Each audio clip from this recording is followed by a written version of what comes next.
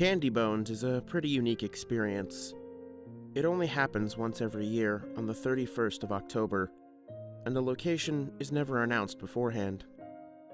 The only thing that's ever confirmed about Candybones is which city it takes place in, and that's because you can't really keep such a big operation secret from everybody. If you want to attend, you still need to figure out where it is yourself. One year, it was hosted inside of Wrigley Field. Didn't take all of Chicago very long to find that. The year after that, though, it was hosted in a random water treatment plant in Spokane, Washington. Candybones is the mother of all Halloween parties. You want food? McDonald's, Starbucks, Subway, KFC, Domino's, Dunkin' Donuts, Taco Bell, all lined up next to each other like airport restaurants. You want to get drunk? Name a type of alcohol and they have it flowing from a tap. You want to see cool costumes? They'll be everywhere you look. You want drugs? Well, they're not technically provided by the staff of Candybones, but they'll definitely sell you some under the table. Music? Sure. They've got celebrity guest performers and up-and-coming artists. I know a lot about Candybones because it's my job to know a lot about Candybones. Basically, people come to us if they want to get into the party. We've been doing this for about 5 years, and we have gotten very good at it. Once November 1st rolls around, our primary objective becomes figuring out which city the next Candybones will be hosted in as soon as possible. We usually get this by March. After that, we examine the city and identify any venues large enough for the event. Then, we plan routes for our scouters to take on the day of. Each route is designed to check as many venues as possible, as quickly as possible, without overlapping with any other scouter's route. They all start at various hotels, and we reserve rooms for each of our scouts months in advance. Now comes the part where we get paid. Booking a dozen hotel rooms and tapping into the street talk of every city in the US is ludicrously expensive, but we make a healthy profit. You see, rich people love Candybones. When they purchase our service, they are guaranteed a lovely experience. We fly them out to the city, set up a hotel room for them, drive them to the party once we find it, and drive them back to their rooms after. They don't have to plan anything, and we get ridiculous sums of money. It's a hell of a lot more lucrative than a normal career, which is why I started doing this 2 years ago instead of going off to college. The city lights of Omaha race past the windows of my limo. I glanced over at the dashboard to read the time, 2:16 a.m. Our scouts had found the location of Candybones in just under an hour and a half, setting a new time record. Our average was about 5 hours. My destination rolled into view up ahead, gold emblazoned letters on the front of the building, leaving no mystery as to its identity. The Farnham. I pulled up to the curb and took out my phone. I swiped to the CandyFinders app and pressed the large green "I'm Here" button. A few moments later, 2 figures walked out of the revolving doorway. The man on the left wore a finely pressed suit and dress pants over his plump form. A bowler cap decorated the top of his head, and a briefcase was held firmly in his left hand. Next to him was a taller figure wrapped in a brown cloak, though I could not discern any other features about them. The cloaked figure opened the door of the limousine and stepped inside, followed by the dapper man a few moments later. I checked the details of the app to make sure I had the right people. Elias Trevitt and Rana Karim? Indeed, the man in the bowler cap nodded. Nice to meet you. I am, by mileage, the most well-paid taxi in the world.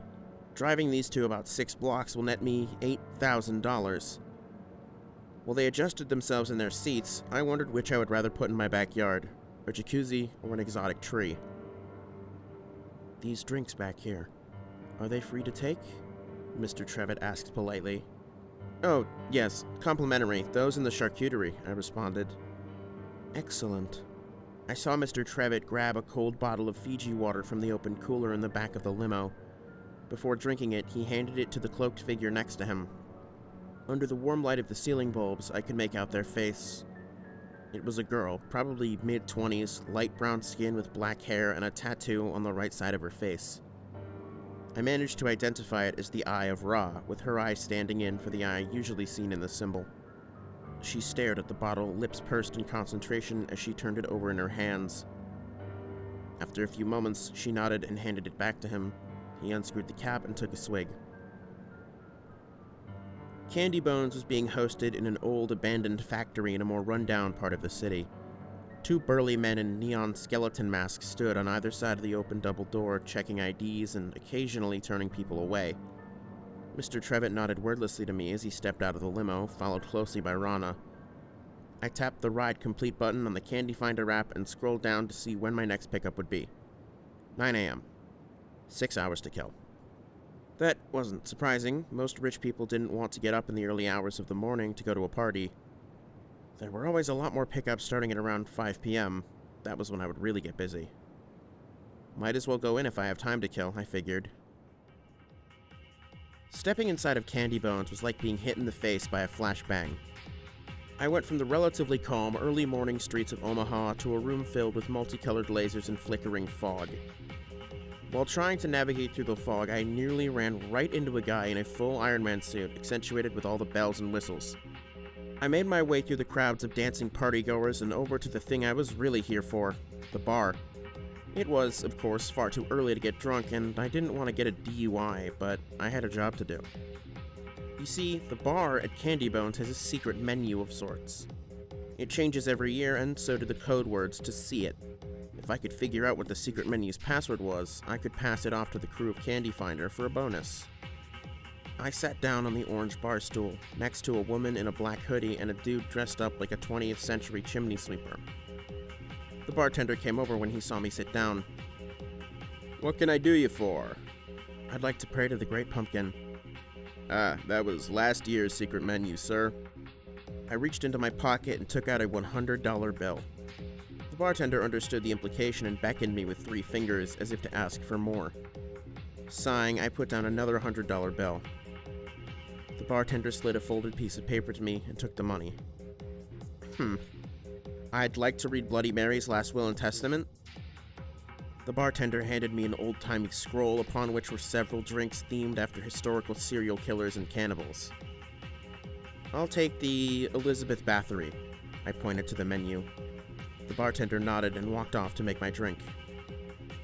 A few minutes passed by before the bartender returned, during which a brief fistfight broke out between a man dressed as Napoleon and another man dressed as Garfield. He set the drink down in front of me, an opaque red cocktail in a glass with a spigot at the top, meant to represent how Bathory would often quite literally bathe in the blood of her victims. As I moved my hand towards it, I felt my phone vibrate in my pocket. I took it out. "Don't drink that. They put something in it." The text was from an unknown number. In fact, it didn't even look like the text came from a number at all. "You need to leave the party. Now." I suddenly found myself sitting up completely straight. I glanced around the room to see if I could spot anyone suspicious, but I couldn't. My phone buzzed. That was a stupid move. Don't do that again if you want to get out of here in one piece. I typed up a quick response. "Who are you? What are you talking about?" "Doesn't matter. They are watching you now." "Who?" "Listen closely. Your time is running out. You are going to try and drink from the glass, but you will knock it over. It will spill onto you. You will get up and head to the bathroom to clean up. Further instructions will await you there." My heart beat irregularly in my chest as a cold chill swam down my body. There are 2 possibilities here, I thought. Number 1, I'm being pranked right now. Number 2, this is real.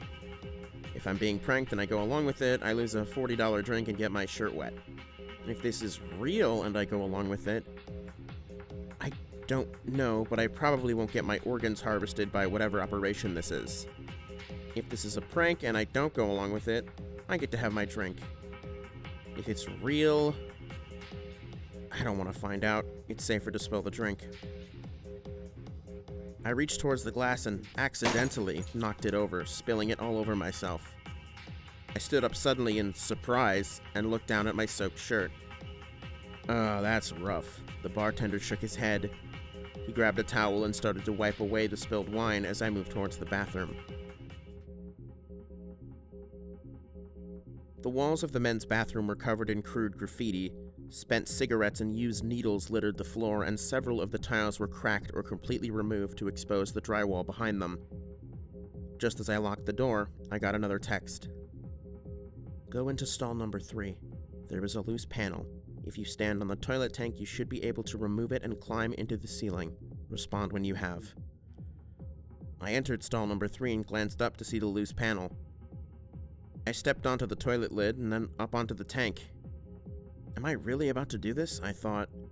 This is ridiculous. What could— The doorknob wriggled. I got another text, but I didn't have time to look at it. I pushed the panel to the side and started to climb up. I wasn't the most athletic guy, but I had enough upper body strength to pull myself into the plenum. As I slid the panel back into place, plunging me into complete darkness, I heard the door unlock and open. The sound of several pairs of steel-toed shoes clacking against the tile floor bounced around the bathroom. 3 sets of footsteps moved in a cohesive unit below me. I heard the first stall door open, then the second, then the third, and finally, the fourth.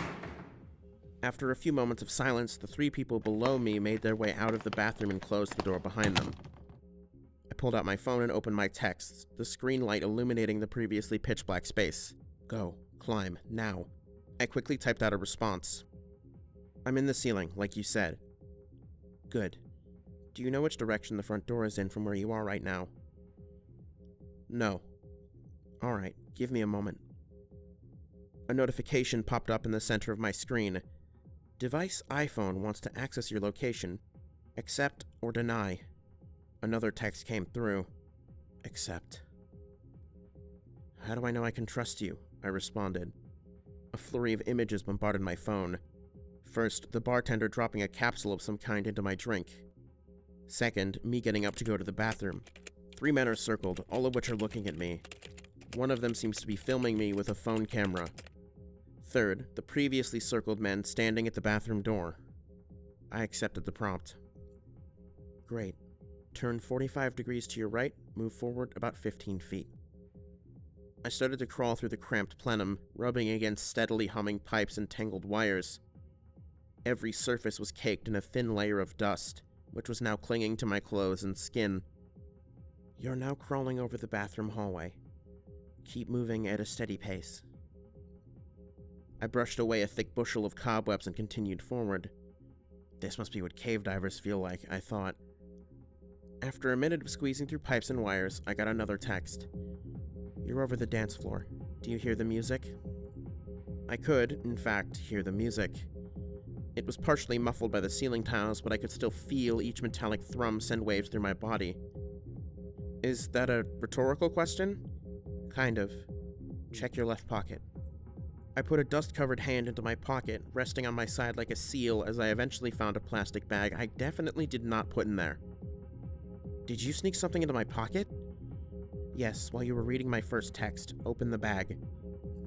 I fished a pair of earplugs from the bag. Earplugs? The music will change in 60 seconds. Plug your ears, now. I plugged my ears. Now what? To your left should be a vent. Look through it and let me know what you see. I peered through the grate to see a bunch of people dancing. There wasn't really anything unusual going on. Some extravagant costumes, but other than that, everything was just about normal. Everything looks normal. Do you see that weird costume, the big fish? In the middle of the dance floor, I saw a pale white creature curled up like a cobra. Its head was a cross between that of a barracuda and a beluga whale, connected to a vaguely humanoid torso. A snake-like lower body was wrapped around itself several times.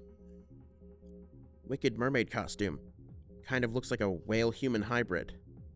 Keep your eyes on it when the music changes. I stared intently at the creature as the music started to wind down, and then abruptly changed. As if on cue, it uncoiled itself and rose to a height of about 10 feet. Eyeballing the amount of it that was still rolled up, I estimated it was about 80 feet long in total. A man who had been sitting at the edge of the dance floor stood up and walked over to the very impressive costume. As he got closer, I realized that I'd seen him before. In fact, I'd driven him here. Looking at the dance floor from a more distanced perspective, everybody dancing was moving a lot more slowly and sluggishly than I had noticed on the ground. Being under the multicolored laser lights and feeling the music pump through my bones had probably made everything seem a bit more frenetic than it actually was. Only the man in the bowler cap seemed to move with any degree of lucidity. Elias Trevitt came to a stop a few feet from the costume, pointed at it, and then pointed at a man standing next to him. Well, standing would have been a generous term. The man was wobbling back and forth hypnotically, eyes glazed over as if he was asleep while upright. The costume began to open its mouth, jaw unhinging like a cobra and exposing rows of giant molars. It lunged forward in an instant, enveloping the upper third of the man in its maw. Even through the earplugs, even over the muffled thumping of the music, I heard a loud crack as his spine was crushed between the thing's teeth. His body spasmed wildly for a moment before going limp as the creature bit down again. The lower half of his body slowly slid out of the thing's jaws, stringy sinew desperately clinging to his torso for a moment, until the tension became too much and they snapped. I got another text. It's not a costume. As the creature coiled back up and Elias Trevitt marched back over to his seat, two janitors approached the pile of blood and viscera that remained of the dancer. They put on surgical gloves, cut his liver out, placed it in a cooler, and began to mop up his remains. "What the hell is that?" I typed into my phone. "That's an Atlantic siren. Its song has the ability to alter your perception of reality. They've spliced siren songs into some of the music tracks." "What the hell are they doing with the body?" "Harvesting organs. Keep crawling."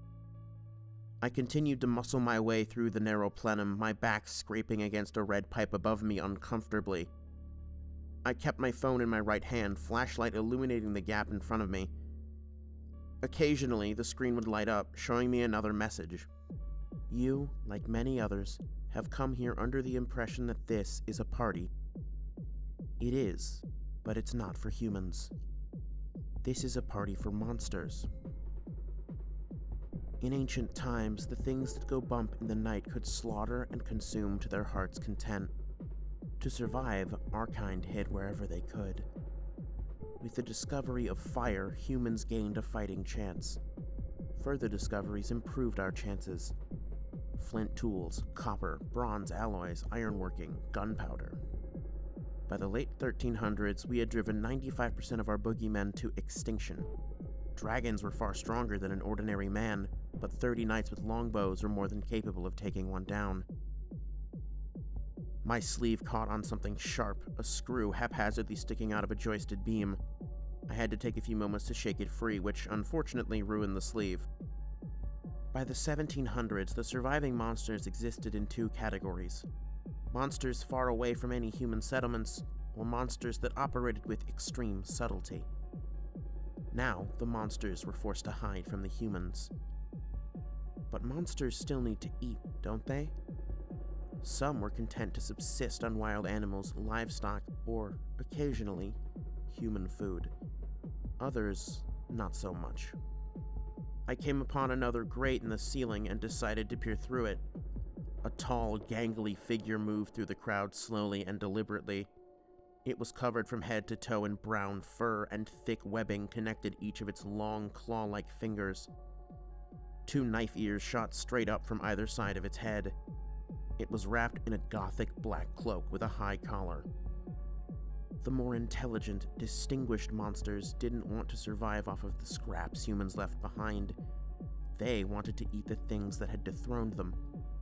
They quickly realized, though, that killing a human attracts attention.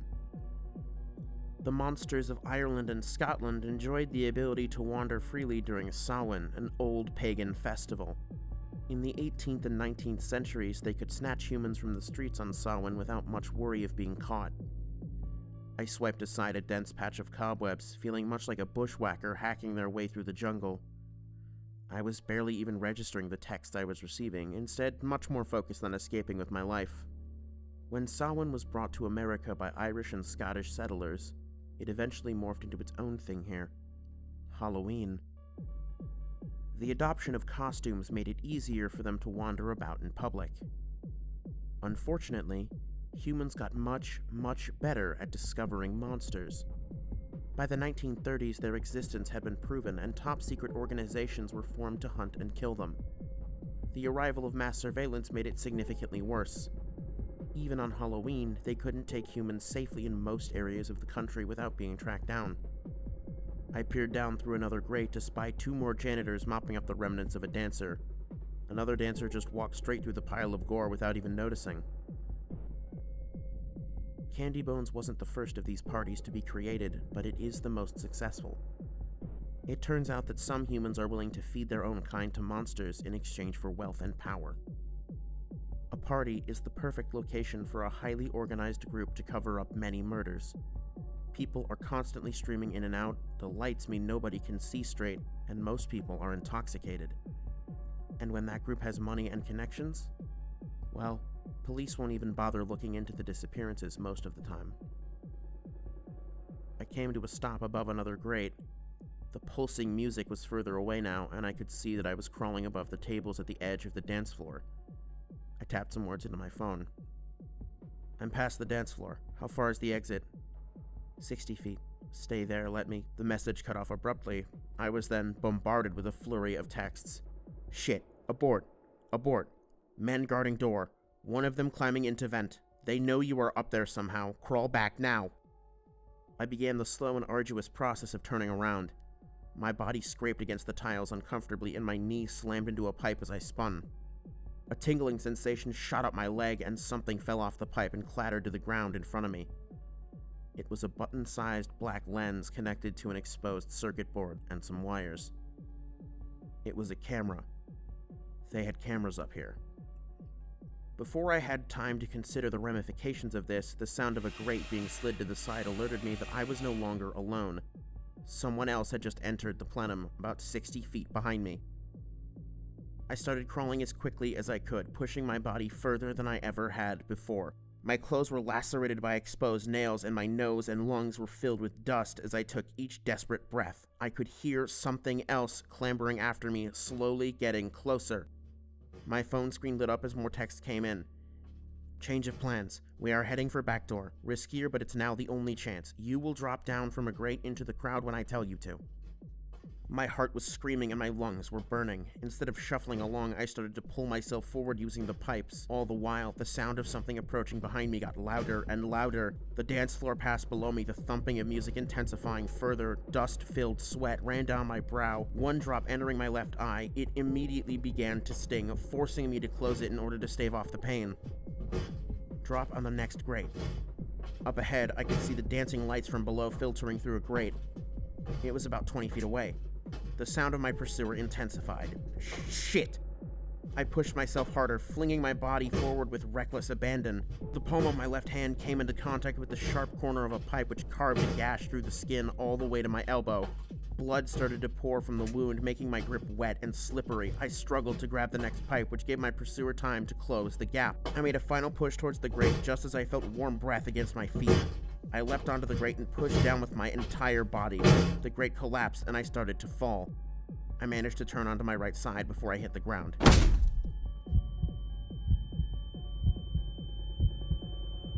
The force of the impact took all of the air from my lungs and sent a powerful, cold burst of pain throughout my entire body. I slowly rolled onto my stomach and began to push myself up, but my right arm screamed and tingled in agony. I had landed right on it and most likely fractured some part of it. Regardless, I stumbled to my feet and began to look around. My heart was beating so loudly that it was competing with the music for dominance, and both were so loud that I would have missed the text if my phone didn't vibrate in my pocket. You are still being pursued. Avoid woman in brown cloak. Leap over the bar and enter the back room. When I looked up, I saw the woman in the brown cloak moving through the crowd towards me. It was Rana, the girl who had been with Mr. Trevitt earlier. Her eyes contained a look of muted disdain, a lip curled into a snarl as if she was annoyed that she had to get involved. Thankfully, she was in the opposite direction I was going. I started to sprint towards the bar as fast as I could, pushing past partygoers in my way. It was like swimming against the tide. I glanced over my shoulder to see Rana getting closer. Any partygoers in her way seemed to inexplicably stumble or fall out of her path, meaning that she was moving much faster than I was. Despite that, I was closer to the bar than she was to me. The bartender smiled knowingly as I approached, stepping to the side just enough so that I had a clear path to the door behind him. As I vaulted the bar, a new smell entered the cacophony of sweat, deodorant, alcohol, and dust that was already swirling around the room. A metallic, bristling scent, reminiscent of the aftermath of a lightning strike. I shouldered the door to the back room open, turning one last time to see Rana stop at the edge of the bar. I sprinted through the undecorated back rooms of Candybones as quickly as I could, the music becoming even more muffled as I moved through gray hallways full of twists and turns. My arms screamed in pain each time I threw open a door, the left burning in agony and the right tingling from fractures. My full attention was on putting one foot in front of the other, so much so that I didn't notice the girl in the black hoodie in front of me. I slammed right into her, sending both of us tumbling to the ground. Locks of golden hair flew out from under her hood and sprawled onto the floor. It took me a few moments to get to my bearings, during which she had already stood up. I struggled to push myself off the ground with my injured arm. "Need some help?" she offered. "Nah, I'm fine." I managed to get to my knees, but I was having trouble standing from there. "You sure?" She chuckled. "You took quite the fall. I bet your leg is probably broken." I tried to get up again, but the attempt was futile. She extended a hand to me, and I took it. I could feel how cold her skin was, even through her fingerless glove.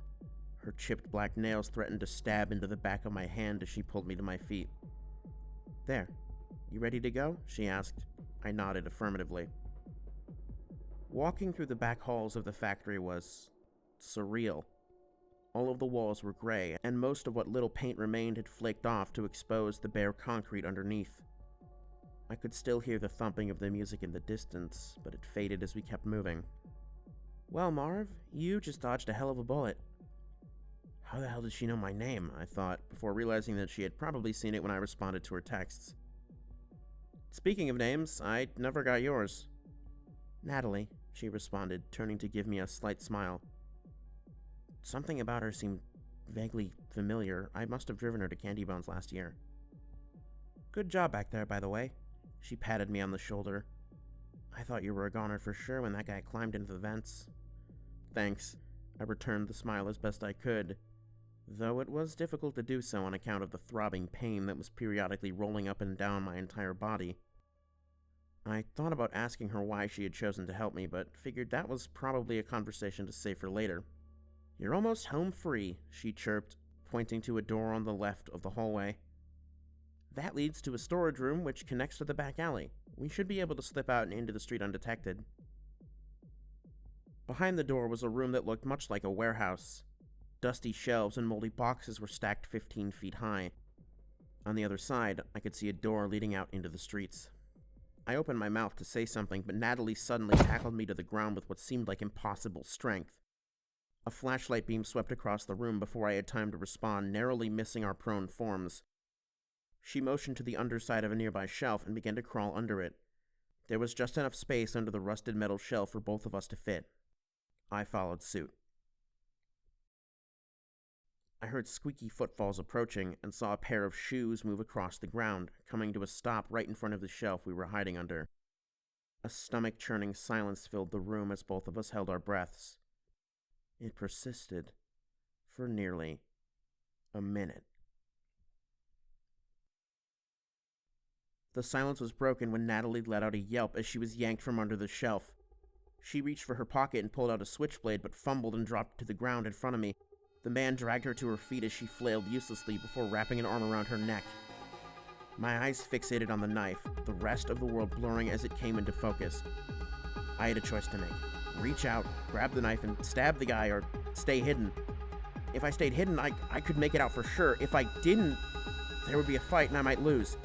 Even if I won, I would have to kill another human. Then what? This place was full of security cameras, and I doubted these people were above altering the footage to make it look like I struck first.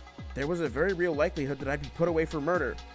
"Help, please," she choked out, sputtering and gasping for air. My fist clenched. What if there were more people waiting in the wings? What if I was too slow, crawling out from under the shelf? What if he also had a knife? What if?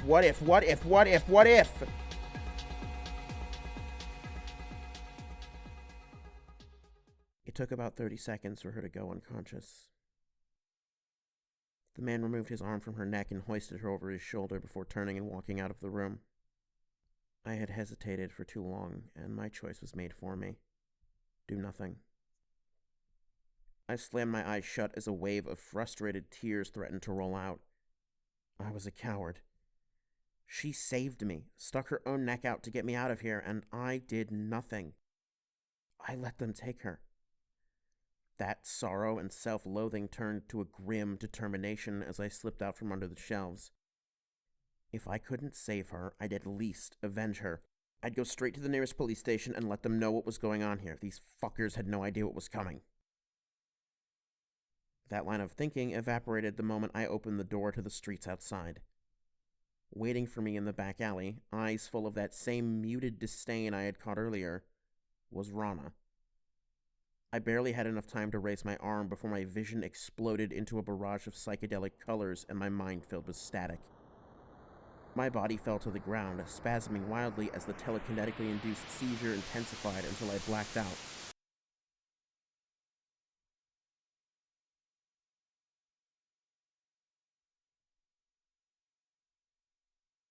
I don't know how long I was out for, but I was slowly awakened by a droning monologue and the clattering of plates and silverware. Have prepared tonight's courses exquisitely. Candybones is a time-honored tradition in these circles, and I am honored to be hosting the feast this year. My eyes opened groggily as the voice of Mr. Trevitt continued his speech.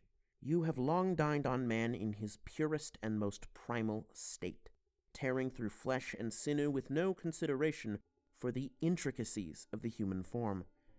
You have eaten like animals do. Humans, as I'm sure some of you have noticed, eat quite differently. I was tied to something akin to a medieval torture rack, slanted up at a 45-degree angle so that I could see the room in front of me. Unfinished concrete walls were decorated with fine tapestries and brass sconces, their flames illuminating the chamber. Ornate plates, cups, and utensils were spread out across a massive banquet table covered in a golden tasseled crimson tablecloth. Large, garish dining chairs seated the strangest and most terrifying room of guests I had ever seen. Though about half of them were human, many bore other forms. Another fleshy snake whale sat near the head at the table, though it appeared larger than the one I had seen on the dance floor earlier. Its head was adorned by a crown of pale white metal with a blue gemstone in the center, and it wore flowing priest-like robes with colors and patterns reminiscent of rusted copper roofs and seaweed. The baroque and lanky fur-covered creature sat 3 seats down, long tongue licking the lips of its short snout. At the head of the table was Mr. Trevitt, with Rana standing at his side. Humans apply seasonings to their food. They analyze the consistency and taste, and they combine different foods to create a more delectable whole. What I ask of you tonight is to savor each serving as a man would, and take into consideration each unique flavor and texture that can be found in the human body. Mr. Trevitt snapped his fingers, and a curtain in the corner of the room peeled back to reveal several dozen well-dressed humans with instruments of all kinds. Accompanying your dining tonight will be the soothing sound of the Omaha Symphony Orchestra. As you might imagine, all of these artists are not on tonight's menu. Play away, gentlemen. The orchestra began to play, and the sound of classical music drowned out the barely audible pulsing of the rave music from the party above. Now, one more thing before we begin. Mr. Trevitt stood and began to walk around the banquet table towards me. Rana followed him like a shadow. He came to a stop in front of me, and then turned to the crowd of humans and horrid creatures sat around the table. I would like to thank Mr. Osterman for his unknowing participation in tonight's event. Many of us were quite thrilled watching your daring escape attempt, weren't we? The crowd filled with murmurs of agreement, which quickly ceased when Mr. Trevitt held up one of his hands. I'd also like to thank our dear friend Natalie for her excellent acting. Natalie, come on up here. I hadn't even noticed her among the diners. She wandered up to stand next to Mr. Trevitt and gave a long, deep bow. The table clapped politely until she stood back up again. I only realized that I was gagged when I tried to scream at her. I thrashed around in my restraints, but they held firm. The guests erupted in laughter at my escape attempt. Now, the siren cooed. Food doesn't squirm, sapien. Calm down. The The stress and strain will make your muscles tense and stringy. Speaking of our esteemed performers, Mr. Trevitt expertly bounced off the siren's mocking. Shall we bring up the betting results? The room was filled with cheers and affirmations. Mr. Trevitt removed a remote from his pocket and pointed it to a tower of widescreens on the far wall. He pressed the power button, turning dozens of screens on, each of which seemed to display a different bet. My eyes moved from screen to screen in disbelief, catching only a few of them. Osterman drinks his cocktail. 39% yes, 61% no. Osterman climbs into the ceiling. 55% yes, 45% no. Osterman shares his location. 62% yes, 38% no. Osterman is caught in the ceiling. 58% yes, 42% no. Osterman trusts Natalie in the back rooms. 94% yes, 6% no. Osterman saves Natalie. 92% yes, 8% no. Osterman escapes. 32% yes, 68% no. The room was filled with equal parts groaning and celebrating as payouts were divvied up amongst the guests. One balding man in a pure white suit glared at me with rage like I had never seen before. He grabbed a knife from the table and stood, walking towards me. "Why didn't you save her, huh? Piece of shit!" The man screamed at me as his pace quickened. He came to a stop in front of me. "I lost a lot of goddamn money because of you!" He continued, flinging spittle into my face as he became cherry red from fury. "Every bet! You're scum on this earth! You let a pretty lady like that die just so you could escape? Huh?" "Calm down," Mr. Trevitt ordered. "Drop the knife. This man is not to be harmed." The rich asshole screaming in my face didn't seem to notice Trevitt was even talking. He raised the knife and plunged it down towards my heart. I didn't have enough time to brace for death. Thankfully, I wouldn't have to. The knife cut through my shirt and the first layer of skin, but stopped before it struck anything vital. The man grimaced in exertion as he attempted to push the knife in further, but some force was holding it in place. "Rana." Trevitt waved his arm dismissively. The man was jerkily lifted into the air like a rag doll, eyes going wide and arms flailing wildly as he suddenly realized the situation he was in. The room was filled with the smell of melting wires and burning hair as his flesh began to bubble and pop. His skin charred and blackened as though he was consumed by invisible fire, eyes sliding out of his skull and plopping to the ground, soon to be joined by skin and fat. His body was released from the unseen hand that held it and fell to the floor as a puddle of oily goop and toasted bones. "I apologize." Mr. Trevitt turned back to the table. "For the delay. The first course should be arriving now." The doors of the chamber opened, and several impeccably dressed servers pushed carts of silver platters across the room, distributing their contents onto the plates of the guests. I should scarcely have to mention that these servers are also not on the menu tonight. He jested. A few chuckles came out from the crowd.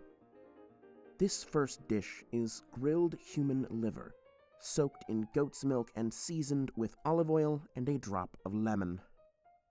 Traditionally, this dish would also be seasoned with garlic, but I know that our darling Count is allergic. For your side, you will find walnut and pistachio stuffed dates coated in warm honey. After the servants had finished distributing the dishes, they began to pour wine into the cups. Paired with this dish is a red Chinon, aged for 4 years in an oak cask in my own wine cellar. I would advise you to take a bite of the liver, then take a sip of the wine, and eat the dates at your leisure. Most of the guests began to dig in, cutting at the liver with knives and carefully placing small pieces into their mouths. Many of these monsters were far more well-behaved than the average human diner.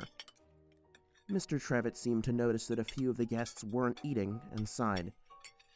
I assure you that no deals or contracts are attached to any of the meals I will serve tonight. Eat and enjoy." He paused for a few moments before deciding that he had more to say.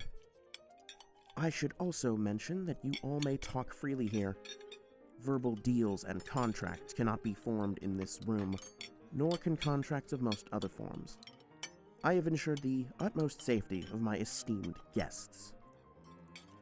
His monologue complete, Mr. Trevitt walked back over to his chair and sat down. The room began to fill with subtle chatter in various languages, most of which I doubted were human. With no eyes on me, I started trying to work at the ropes around my wrists. They were at an angle my fingers could just barely reach, but I couldn't get enough of a grip to dig my fingernails into them. "I wouldn't do that if I were you." A raspy voice, barely audible above the orchestra, mumbled from my left. I glanced over to see Rana looking back at me. When our eyes met, I felt an immediate and intense wave of primal fear, as if it had been baked into my very genetics. I stopped immediately. Several minutes passed as the monsters and humans alike ate their disgustingly lavish meals.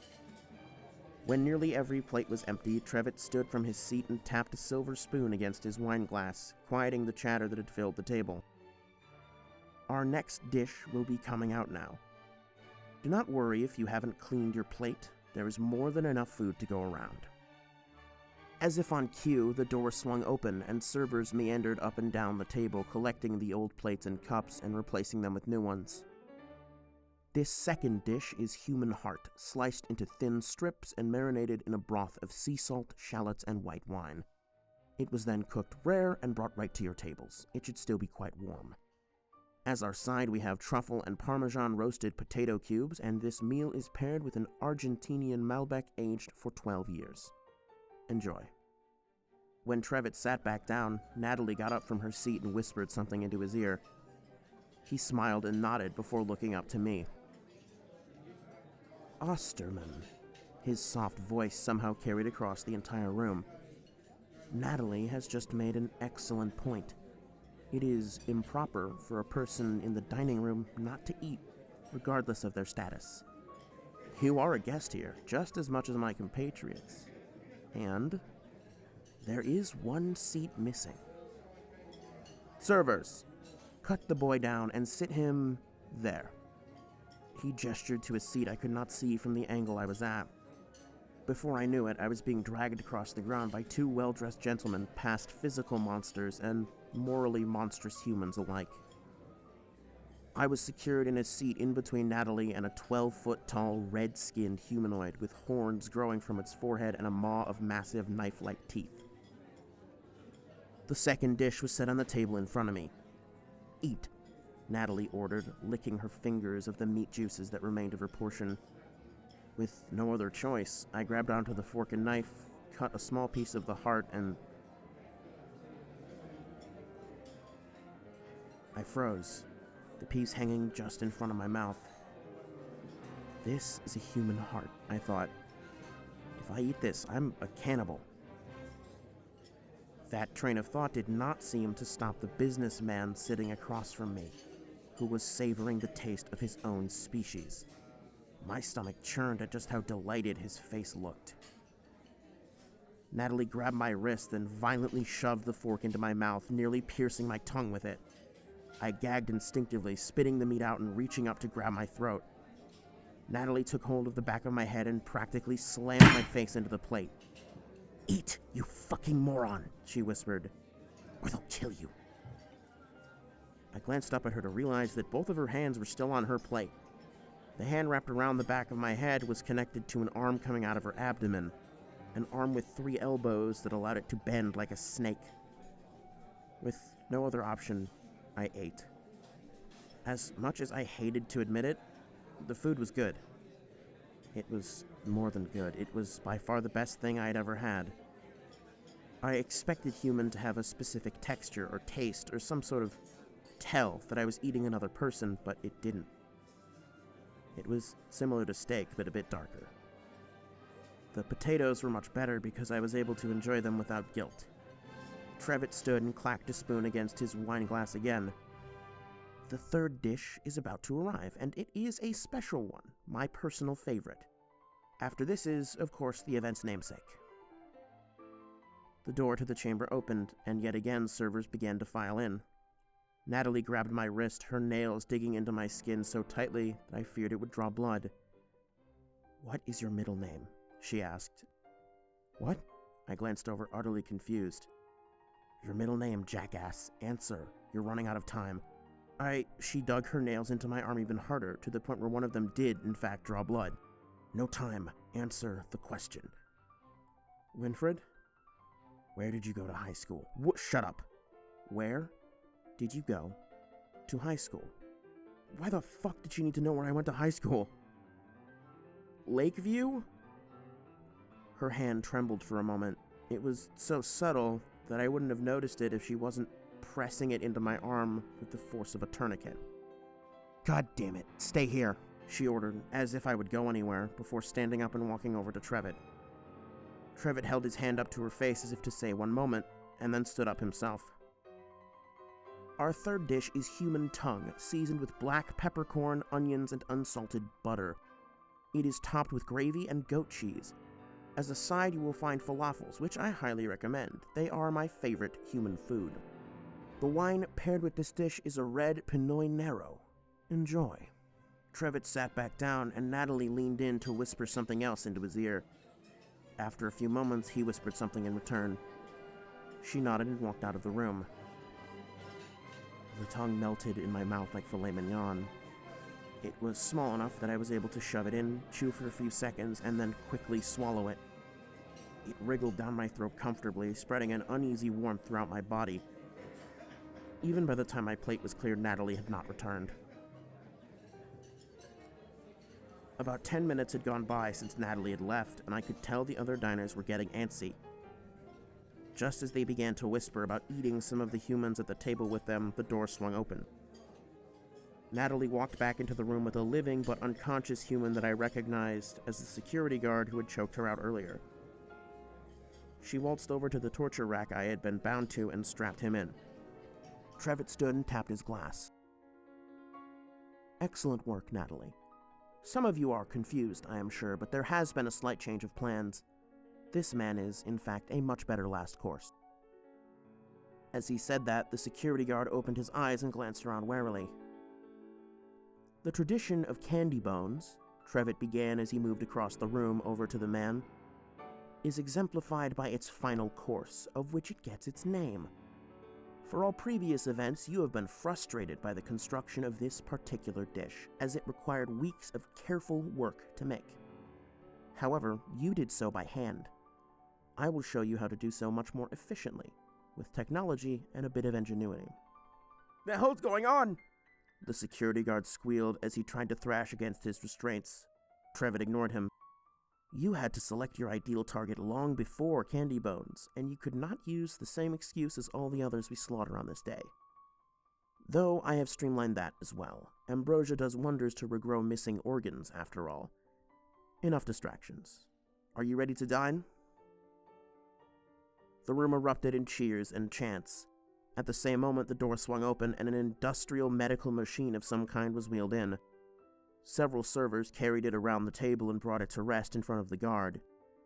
They reached onto the machine and grabbed some transparent tubes that were coiled around it, each adorned with needle-like endings.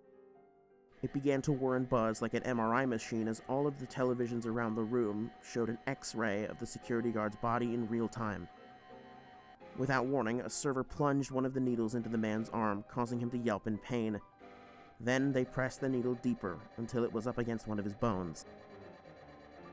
The other servers followed, piercing the man dozens of times at approximately equal distances. Once all of the needles were in place, a server pressed a button on the back of the machine. The needle started to spin, drilling into the man's bones several millimeters. I couldn't bear to see or hear what happened next, so I closed my eyes and covered my ears like a child watching a scary movie. When I was a young boy, I visited my grandfather, a cattle rancher that lived in southern Illinois. He had a couple of herding dogs I bonded with, and Jeremiah was my favorite of the bunch. He was a border collie with the most adorable eyes, and his tongue would always loll out of his mouth a bit due to a birth defect. One day, Jeremiah was herding cows when a bull decided he had had enough. The bull charged into him headfirst and slammed him against a fence, crushing his spine. In the last 2 minutes and 30 seconds of his life, that dog produced the worst sounds I ever heard. At least, that was true until the moment the security guard's lungs started to fill with molten sugar while he begged for his father. After the poor man succumbed to his injuries, the room was filled with the sound of whirring saws and tearing flesh. Murmurs of approval echoed out amongst the guests. When I finally opened my eyes, he was unrecognizable. All that remained were his partially translucent bones, calcium and collagen replaced by sugar and corn syrup. Humans have a popular advertisement, Trevitt began, for a product called a Tootsie Pop. It's a ball of flavored sugar containing a soft and chewy chocolate prize in the middle. The advertisement asks children to count how many licks it takes for them to get to the center. Likewise, you will find a juicy prize in the center of these bones. Marrow. It is a mixture of sweet and savory flavors paralleling a classic human treat. Enjoy. Servers began to snap off pieces of the skeleton and carry them over to the table, accompanied by excited whispers from the guests. A rib found its way onto my plate. Eat, Natalie ordered again before snapping into her candy jawbone with a hearty crunch. I hesitantly picked up the rib. Why did you ask them to spare me? Why are you doing any of this? I questioned. She glanced over at me, eyes full of a flavor of sorrowful emotion I couldn't quite place. She knew you, Natalie replied. Who? Natalie, she forced out. Minutes passed in silence, the guests slowly whittling down their candy bones and slurping the marrow from their hollow cavities. Eventually, as the last of the diners were licking their fingers of sugar remnants, Mr. Trevitt stood up. I thank you all for coming to the Candybones feast this year. It was truly an honor to host it. I'm sure I will see many of you at the after party, but for those that must leave now, like Mr. Osterman, don't worry. I'll be in touch. Walking out of the dining hall was surreal. I exited a regal-looking chamber and came out in the dusty basement of an old factory, the music from the party above barely audible through the ceiling. Are they really just letting me go? I thought. I was weary of being snatched up again as I walked up the stairs and re-entered the party. I was looking over my shoulder even as I exited the factory and entered the nearby parking garage. I only really breathed a sigh of relief when I closed the door to my hotel room. Sunlight filtered in through a gap in the curtains, illuminating specks of dust that waltzed through the air in mesmerizing patterns. I headed into the bathroom to wash up, but was surprised to see that I was practically spotless. I hadn't noticed it amidst all the absurdity of the feast, but my clothes had been patched up, and any injuries I had sustained in my escape attempt were gone. For a moment, I wondered if it had all been some insane fever dream, until I stepped further into my hotel room and saw the object on my bed. It was an ornate black box with the name Marvin Osterman emblazoned on the top in gold glitter. I slowly opened it to find two objects inside: a sealed letter and a neatly folded brown cloak. I unwrapped the letter and began to read. Marvin, excellent work today. Don't worry about any other rides. We've routed them to different drivers. Take the rest of the day off, relax, unwind. Compensation will be sent to your account, so don't fuss over funds either. It was nice to see you at the feast. I'll call you later to talk over some of the finer details of your next steps. The three-fingered hand will be in touch. It was signed with the name of my boss.